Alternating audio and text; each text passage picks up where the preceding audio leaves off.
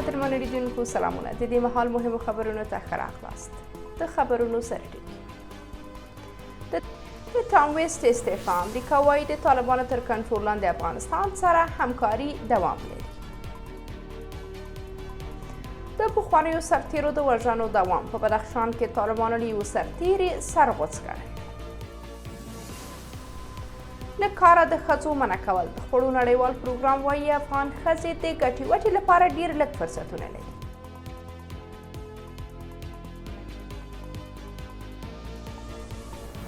پر تل ابیب د تهران توغندیز برید. ایران وایي د اسرائیل درې مهمې پوځي اډې یې په نښه کړي. او په بس کې اور لګېدنه. تایلنډ کې 60 زده کوونکو او 3 ښوونکو ژوند بایللی. بشپړ خبرونه. د امریکا د بهرنیو چارو وزارت ویاند میټو میلر وایي چې هیواد باید د طالبانو تر کنټرول لاندې افغانستان سره خپلې همکارۍ ته دوام ورکړي.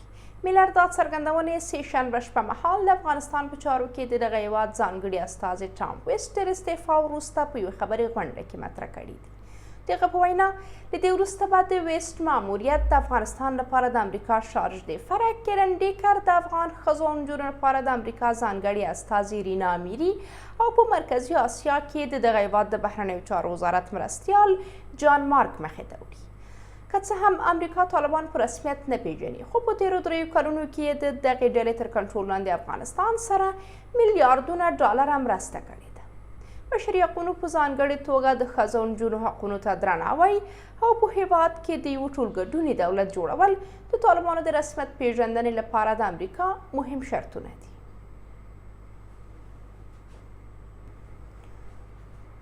د بدخشان سیمه ییزې سرچینې وایي چې د طالبانو 2 جنګیالیو په دغه ولایت کې له یوه مخکني سرتیري سر غوڅ کړی دی. سرچینو د چهارشنبې ورځ 8 ورځپاڼې ته ویلي چې دا سرتیری بابا نومیده او 2 ورځې مخکې د شهداو بهارک ولسوالیو لارې په اوږدو کې وژل شوی دی. د سرچینو په وینا طالبانو د دې مخکني سرتیري ټوک ټوک مړی د هغه کورنۍ ته سپارلی دی. د سرچینو د معلوماتو پر بنسټ بابا د تیر نظام د پولیسو په لیکو کې دنده ترسره کوله. په بدخشان کې طالب سیمه ییزو مسؤلانو تر اوسه په دې تړاو څه نه دي ویلي. دا په داسې حال کې ده چې طالبانو د تیر حکومت سلګونه سرتیري او کورنۍ یې په بېلابېلو پلمو نیولي، شکنجه کړي او په ځینو مواردو کې یې وژلي دي. طالبان د بشري حقونو هیڅ سازمان ته د خپلو کړنو ځواب نه ورکوي. 2 میاشتې مخکې هم طالبانو په بدخشان کې د پخواني حکومت د پولیسو یو غړی وژلی و. د خوړو نړیوال پروګرام وایي چې د طالبانو تر واک لاندې افغانستان کې ښځې د ګټې وټې د موندنې لپاره ډېر لږ فرصتونه لري. WFP دا موضوع د چهارشنبې ورځ په ایکس پاڼه کې د یوې خپرې شوې اعلامیې له مخې کړې ده. د خوړو نړیوال پروګرام ویلي چې دا بنسټ له زرو افغان ښځو سره مرسته کوي. په اعلامیه کې راغلي دي د خوړو نړیوال پروګرام په ټول هیواد کې له زرګونو ښځو سره چې ټولې یې د کورنیو سرپرستانې دي مرسته کوي تر څو مهارتونه زده کړي او په خپلو پښو ودرېږي. پر افغانستان واک ته د طالبانو له رسېدو وروسته دغې ډلې پر ښځو د محدودیتونو د لګولو ترڅنګ هغوی د کار له حقه هم بې برخه کړي دي. په تیرو 3 کلونو کې د هیواد ډېری کورنۍ، په ځانګړې توګه هغه کورنۍ چې ښځې یې سرپرستي کوي، له جدي اقتصادي ننګونو سره مخ دي. د ایران د وسلوالو ځواکونو لوی درستیز جنرال محمد باقري وایي چې پر اسرائیل د وعده صادق 2 په نوم د توغندیز برید کې د دغه هیواد 3 مهمې پوځي اډې په نښه شوي دي. فارس خبري اژانس د چهارشنبې ورځ د باقري په حواله راپور ورکړی چې په دې بریدونو کې د موساد، نواتم او هارټسرین اډې په نښه شوي دي.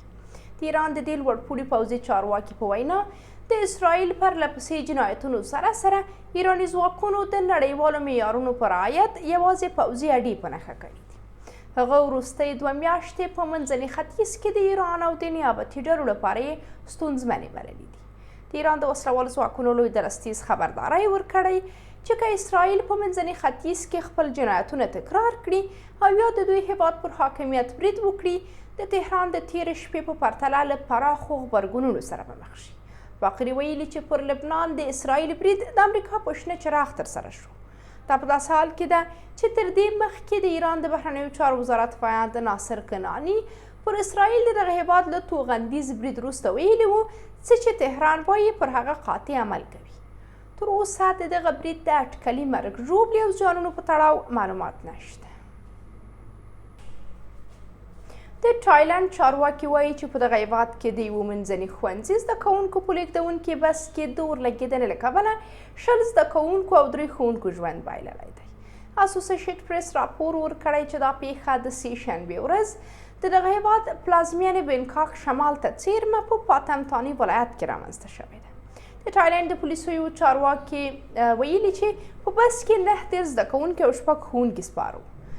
هغه زیاته کړې چې په دې اورلګېدنې کې 14 نور زده کوونکي شدید ټپیان شوي دي. د هغه په وینا لومړنۍ څېړنې ښیي چې په بس کې د یوې ډبې د چاودنې له کبله اورلګېدنه رامنځته شوې ده.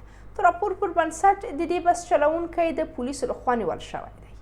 ورته مهال د تایلند لومړي وزیر هم د قربانیانو له کورنیو سره خپله خواخوږي ښودلې او له هغوی سره یې د مرستې ژمنه کړې ده. د روغتیا نړیوال سازمان د معلوماتو له مخې په تایلند کې هر کال 100,000 کسان د ترافیکي پیښو په ترڅ کې ژوند بایلي او 1 میلیون نور ټپیان کیږي. قدرمنو لیدونکو دا د دې مهال مهم خبرونه. تر بیا د خدای پامان.